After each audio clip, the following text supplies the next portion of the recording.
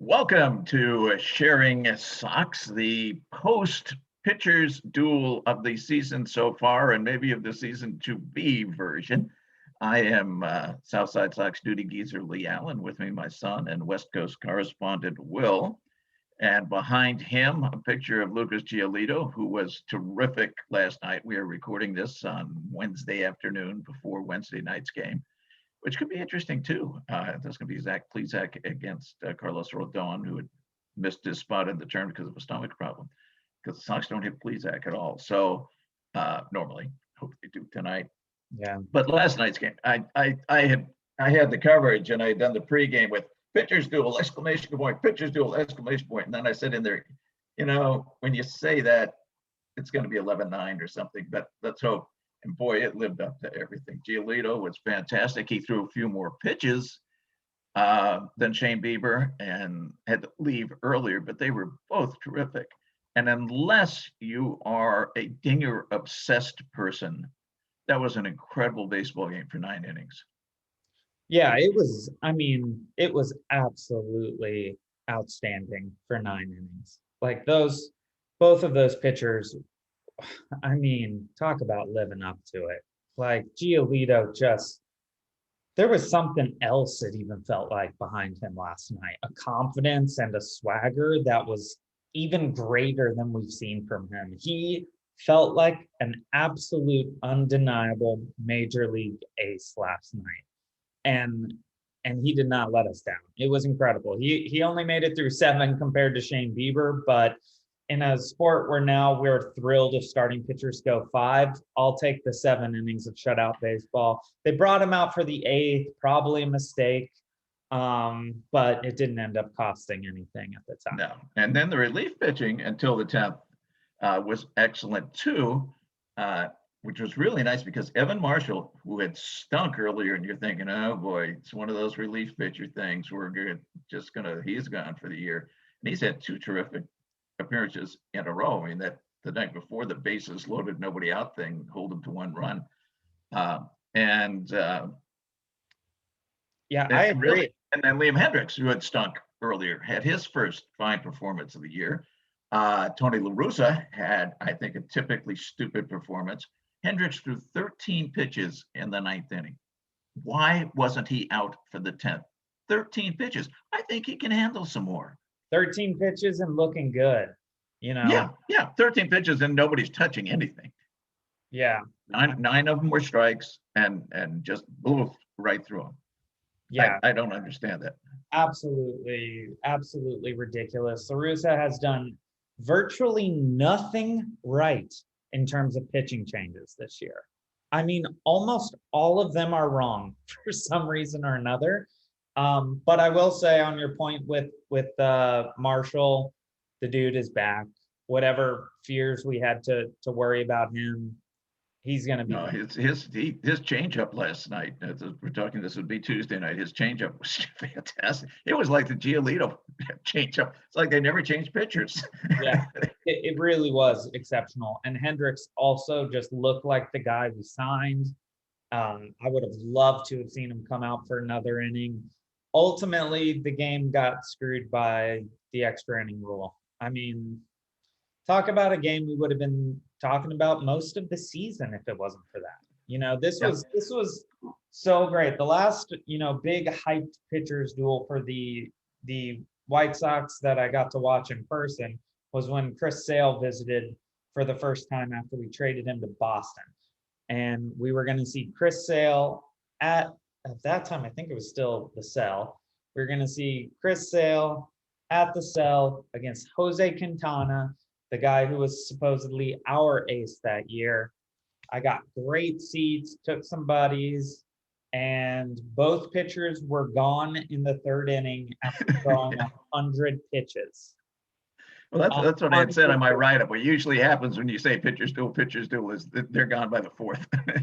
I think the game ended up going about 5 hours and 15 minutes and was 14-9 or something like that.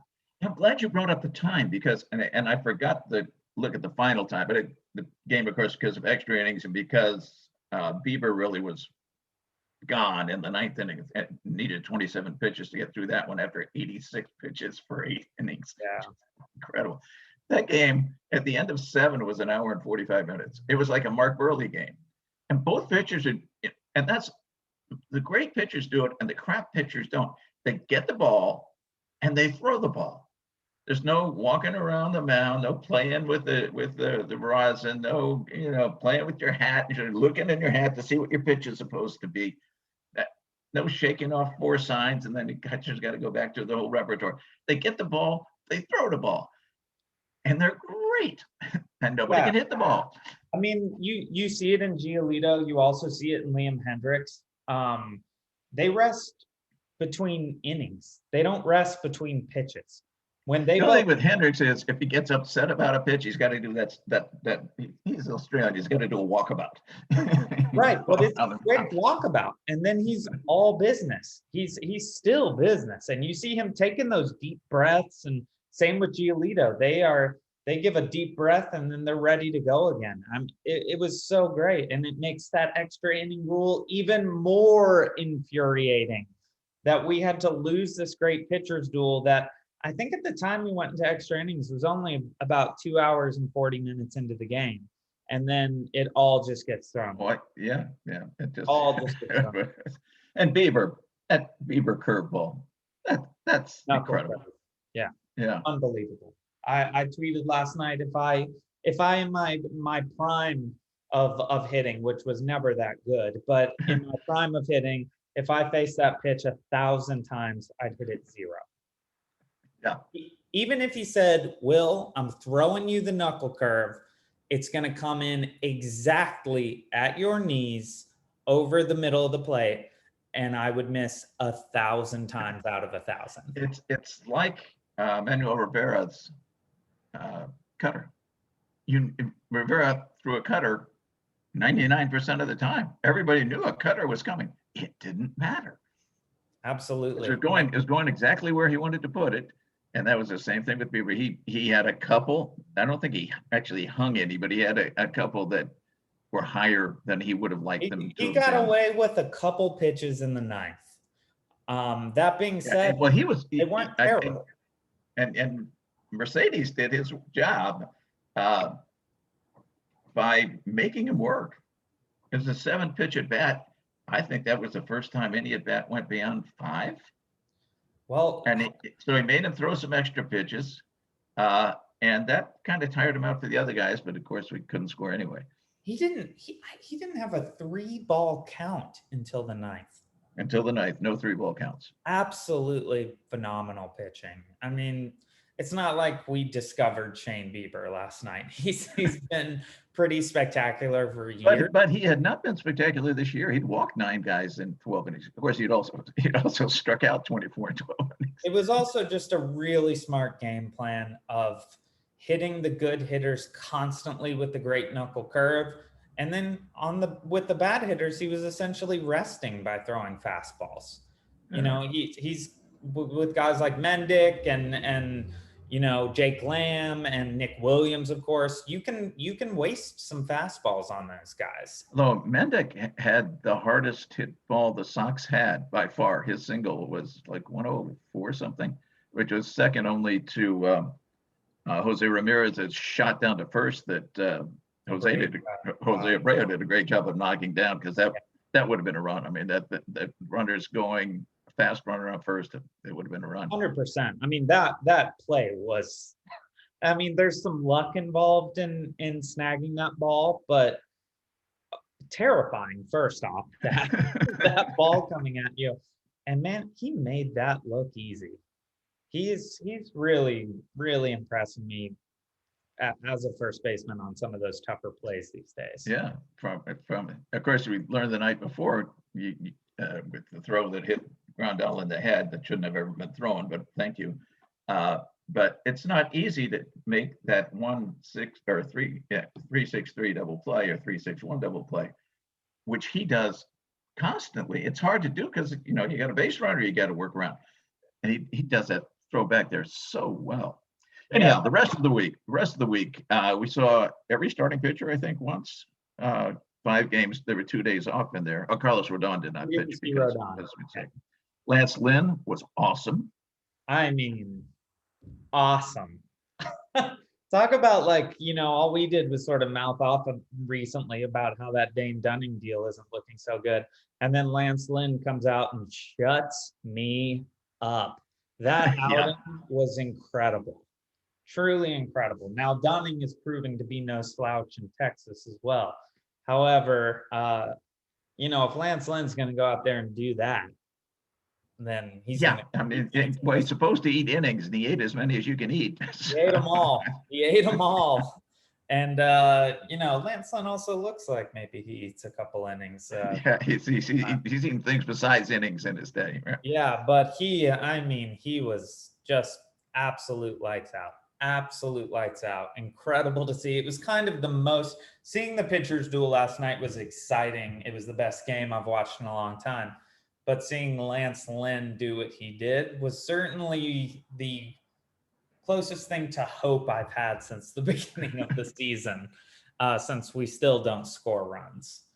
Yeah, let's get into that later on the hitting, which is incredible. But and our defense last night was good, but they didn't have much work to do because nobody hit the ball hard after Giolito, or very few were, other than the one we already talked about. Dylan Cease on the starting pitch, I think, looked much better. Not ready for the Cy Young quite yet, but he looked much better. Confidence there. Still, Dallas Keuchel. Yes, this time he was not his usual. He had usual rest, but he didn't have the many hours of prep. I don't know, starting pitchers that eat special breakfast or something, but he didn't have that. He's still, the book is out. Yeah, I know this is going to sound crazy, and I think maybe I've said this before, but Keuchel has been my biggest question mark for this rotation this year. Keuchel was amazing last year, and we knew that could not hold at the level he was last year. He's just not that pitcher anymore. The biggest concern for me is that he is doing the opposite of Lance Lynn, and innings are eating him. And he came out. Was it the 5th? Yeah, and it was totally. It was 50. It was 60 pitches, and he was shot. And he didn't. It's not like he rears back and throws 100 every time. So that's not a good sign. Doesn't rear back and throw 100 ever. He doesn't rear back and throw 91 ever. We still have never heard why he started spring training late. Yeah. And they are not allowed to, unless the player gives permission, say a medical reason other than a baseball related, an injury thing. Now, could it have been COVID or something else that was a little draining on him? Don't know, but he has not shown any stamina at all at this point. No, I think he's going to end up in a lot of ways being our number 5 this year. And I think if we do get set up for a playoff situation, there's a chance you don't see Keuchel throw one of the first 2 games in a playoff series. He's just I think right now you would see Giolito. I mean, obviously we're in April. Things change. But right now you would see Giolito and Lynn, and depending on what happens tonight, Carlos Rodon could be your number 3. Yeah, I mean, we really got to see a game from Rodon again before we're all really jumping on the Rodon bandwagon real quick, which I'm very excited about as well. I hope for nothing but the best for Rodon, but we definitely need to see him pitch a few more times, and we need to see him, most importantly, stay healthy, which, as we know, is kind of his downfall most of the time. Perennial problem. Yeah, maybe the Tommy John did something for it. Bullpen, meanwhile, we've talked about the recovery. Foster got a couple of guys out last night. I don't know that necessarily means anything, but we'll see how he does. At least he got somebody out. He didn't do that before. Crochet. Crochet's big problem is he has no clue how to play the position. Yeah. I mean, I've rarely seen a pitcher have less of a clue of how to field from from the pitcher's mound. It's really shocking. I'm sure it's just rookie stuff and kind of adjusting to the speed of the base runners and that kind of thing. But he's really pretty dreadful coming off the mound. That being said, he's 15 years old, so we're going to have a chance to to see him improve greatly. I've got no concern about Crochet moving forward.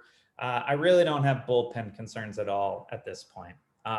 My biggest concern, and we should take a break and come back and talk about it, is how we can't score any runs ever, which is shocking. So let's take a quick break, and we'll talk about hitting or lack thereof. We'll be right back.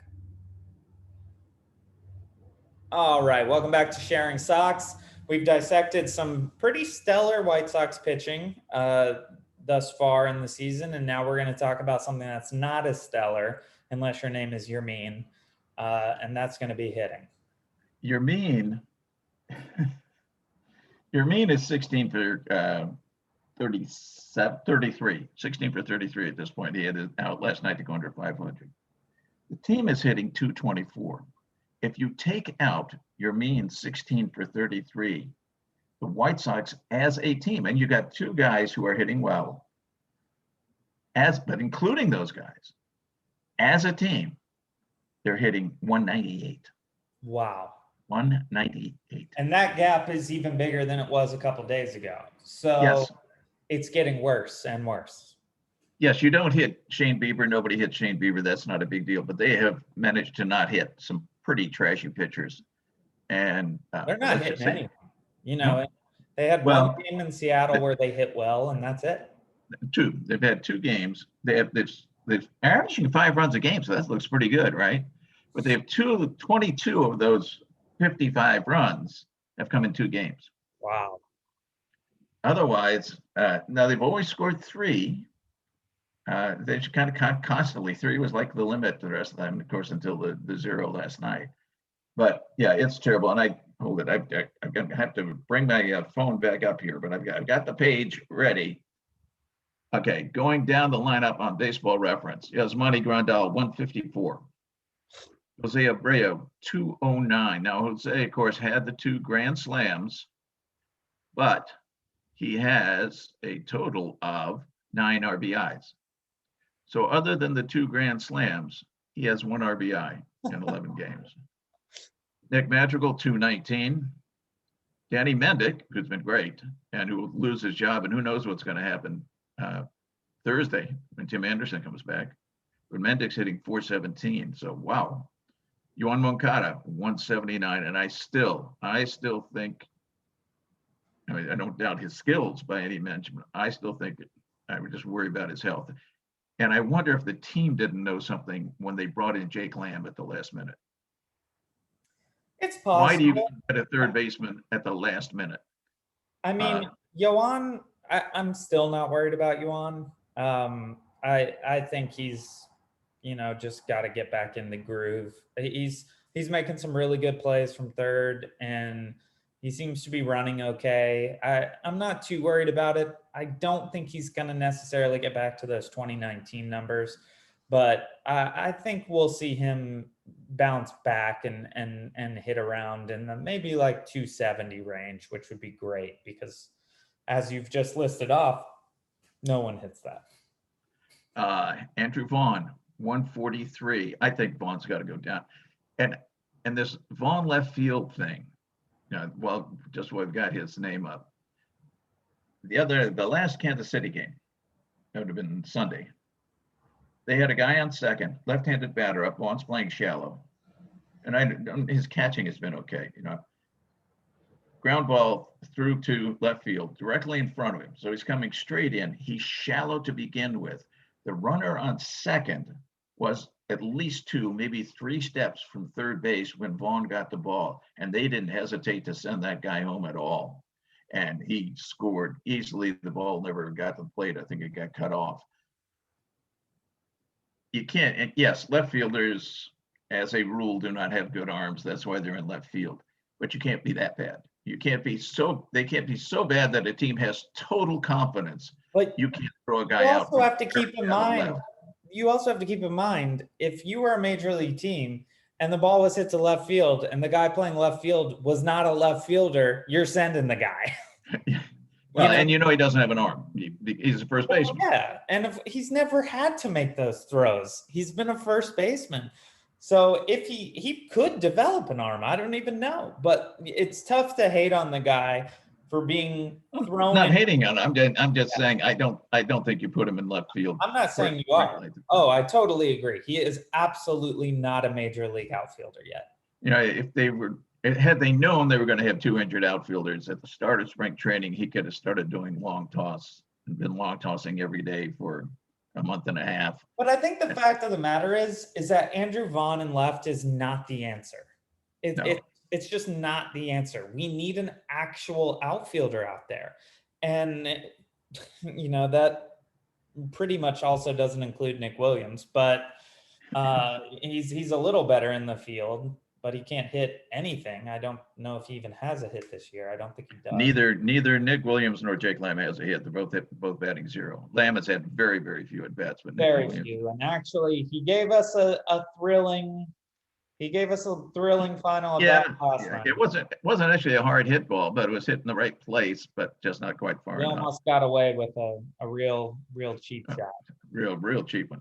Luis Robert, going on through the list here, 227. And I think Vaughn goes down. And I think it's funny, not funny to him, but that they don't play contract games with Vaughn. And it turns out they should have.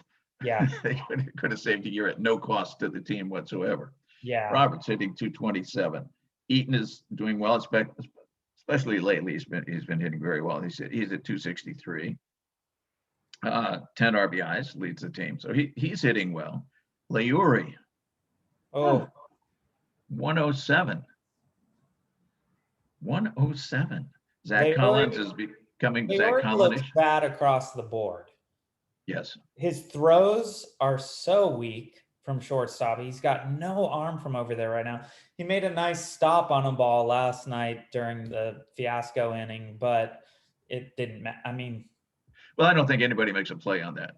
Of course not. Of course not. I think that's all you can do. No, I'm just saying, like, he did flash some leather there, but you know, there was no play anyway. He has just looked terrible. I mean, I don't think he can play much longer. 9 strikeouts and 28 at bats to go along with it. And the team has drawn walks very well. Now, a lot of that's because they had a couple of games where pitchers couldn't find home plate, you know, the GPS. And they had 10 walks in one game and 9 in another. But they are drawing walks, which, you know, for those of us who have been going for years, you got to draw. Come on, God, take a walk. We didn't mean instead of getting hits. We were kind of thinking of it as being an addition. That would be nice. I don't think they understood. So maybe we just confused them and somebody needs to explain that. The only thing besides Yermín, really, offense-wise, that's been great, has been that we are watching guys take a lot of walks as Chicago White Sox, which is not something we've done, I think, in my lifetime. So if they can hit and keep doing that, which is a big if, because, you know, if they stop being patient, they're just going to start swinging at everything. We're going to have a potent offense, but my goodness, we got to pray that Tim comes back tomorrow and reignites this thing. And Tim is only hitting 200. I think he still ignites it, even hitting 200, but he's only hitting 200. Zach Collins is becoming Zach Collins-ish again after the great spring. He's hitting 200 and striking out a whole bunches of times. 7 strikeouts, 20 at bats. And then Williams, and the other guy who was hitting decently and the very pleasant surprise offensively was Billy Hamilton, who's hitting 273. Could use him back. But I think he comes back, whoever comes back first, Engel or Hamilton, I think Vaughn has to go to Charlotte. And absolutely. Still April, he goes to Schaumburg. We're not gonna have room for him. We just don't. And it's not even his fault. The guy's never. You know, he's never batted above single A. Yeah. I mean, exactly. He has no experience. I think you send Vaughn down, but keep your expectation that he's going to be really good, because I do actually think Andrew Vaughn could potentially be really good. He looks like a crazy deer in headlights at all times. But that's probably. I think the future's fine. He just has no background to go on. He just got thrown into the major leagues out of nowhere. Thrown into the major leagues and then thrown into a position you've never played in the major league. Yeah, I mean, combine the two. This is insane. This is insane to have this guy playing pro baseball. I personally believe he's going to be a great hitter at some point. He's just not going to be a great hitter if he's coming up to, and we're playing Shane Bieber. I mean, come on, give the guy a chance. I know he didn't really bat yesterday, but give the guy a chance. Let him work out the swing and give him some time with his hitting coaches, because making him come up to the big leagues, even if he's ready to hit, if he's scared crapless in left field for 9 innings, that's going to affect you at the plate too. You're going to be in your head the entire time. It is not easy to play big league outfield, even left field, which is the easiest of the 3. It is still incredibly difficult to catch a ball that is hit 112 miles an hour, slicing violently away from you. He's actually made a couple outstanding catches that he misplayed and then made great catches. And I give him credit for even making those. But yeah. So let's say Vaughn, let's say in our sage advice, Vaughn goes down and spends some time with the minors and really has a chance to hit AAA pitching for at least a month or so before you consider bringing him back up again, maybe more. Maybe he spends a season down there and you wasted a year of the contract, and that's bad management. Then the infield situation gets, I mean, when Timmy comes back, he comes off the IL tomorrow, Thursday.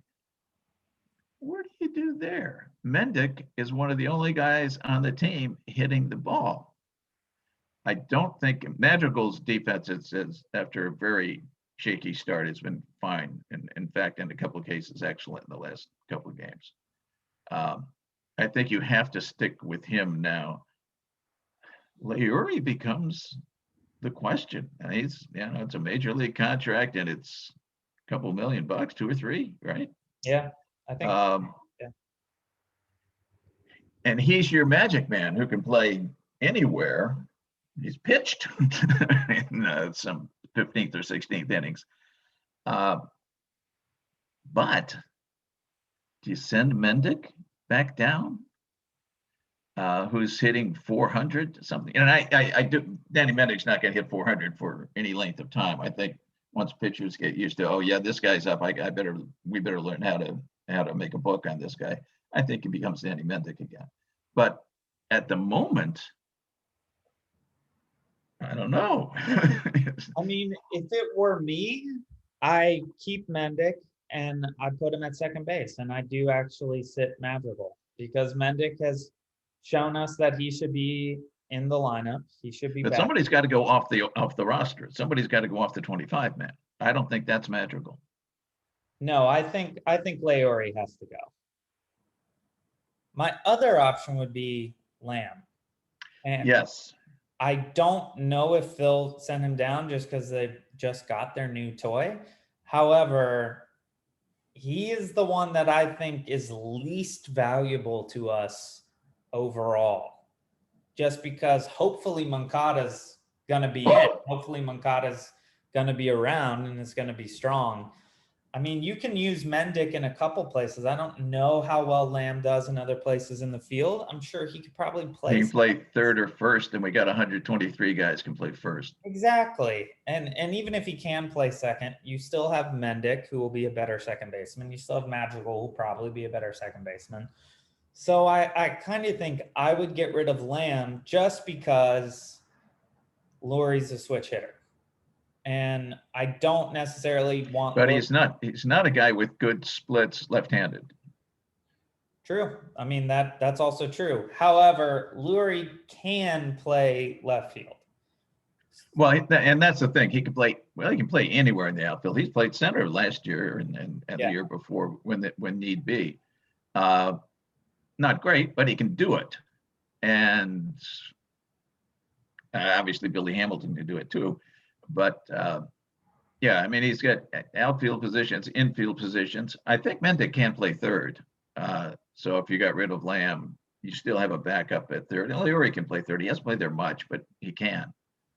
I think Mendick could probably handle third. I think he played a little there last year, filling in for because Yuan was shaky. He definitely did. He definitely did. Yeah.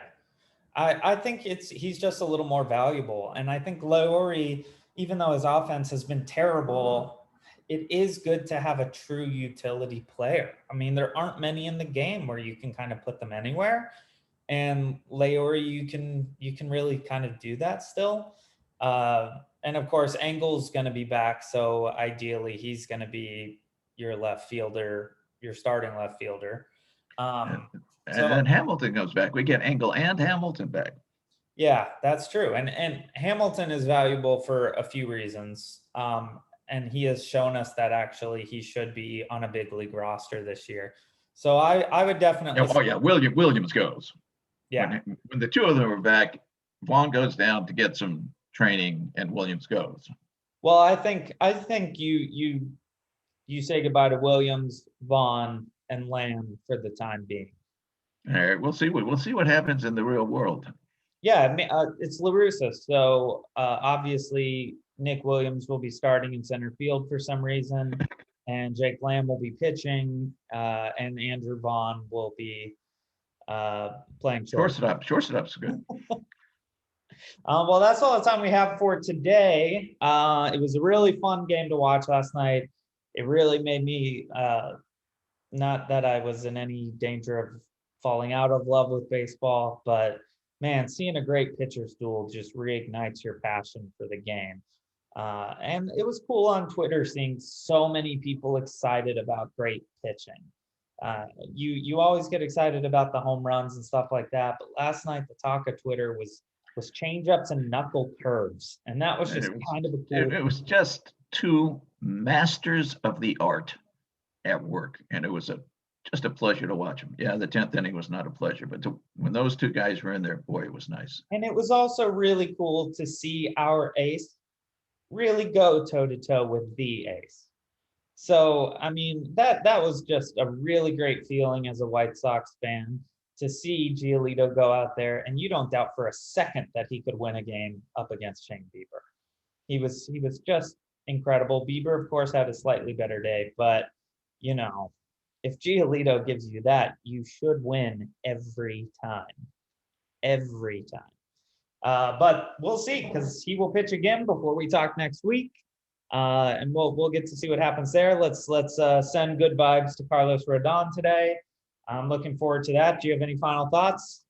And Lance Lynn will pitch again before we come back. So when we get to see, once a week, we should see everybody in the rotation and see how it goes. And I hope the relief pitching can continue as it's been the last few days. It's been really good. And the hitting, I mean, obviously some of these guys are going to hit eventually. Some of them I don't know that they hit at all, but we have guys who are proven very, very fine hitters that they say hitting's contagious, and boy, they have all come down with it. So usually when I ask the geezer if he has final thoughts, he says no. And this week he's desperately trying to convince himself that we're going to start hitting the ball. That should tell you where we are at this point in our offensive put out this season. It means we're on shaky ground still in terms of the bats, but yeah, let's hope for some more games like last night, and we will see you next week. Thanks for listening to Sharing Sox. All right, cool. Okay.